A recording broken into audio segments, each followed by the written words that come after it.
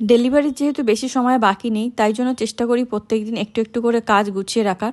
আজকেও বেশ কিছু কাজকর্ম গুছিয়ে রেখেছিলাম, সেটা তোমাদের সাথে শেয়ার করব। নমস্কার বন্ধুরা, আমি মৈত্রী। আশা করব তোমরা সবাই খুব ভালো আছো। আজকে একটা মিনি ব্লগে তোমাদেরকে স্বাগত জানাচ্ছি। এখানে সকাল সকাল ঘুম থেকে উঠে আমি ফ্রিজ থেকে সবজিপাতি সমস্ত কিছু বের করে রেখেছি।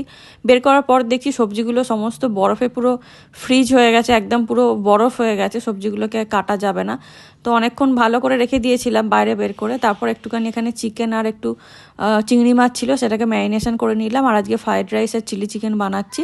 চিলি চিকেনের জন্য এখানে যেরকমভাবে মাংস ম্যারিনেশন করে সেরকমভাবে ম্যারিনেশন করে রেখেছি, আর তার সঙ্গে একটু চিংড়ি মাছটাকেও ম্যারিনেশন করে রেখেছি। আর এখানে ফ্রাইড রাইসটা বানিয়ে ফেলছি, একটু মিষ্টি বেশি দিচ্ছি। এখন আবার আমার একটু মিষ্টি খেতে বেশি ভালো লাগে, ওই জন্য ফ্রাইড রাইসে একটু বেশি পরিমাণে চিনি দিয়েছি। আর অন্যদিকে আমি চিলি চিকেনটা বসিয়ে দিয়েছি, যেরকমভাবে পেঁয়াজ, ক্যাপসিকাম, একটুখানি আদা রসুন দিয়ে বানাচ্ছি। আর একটু ড্রাই চিলি চিকেন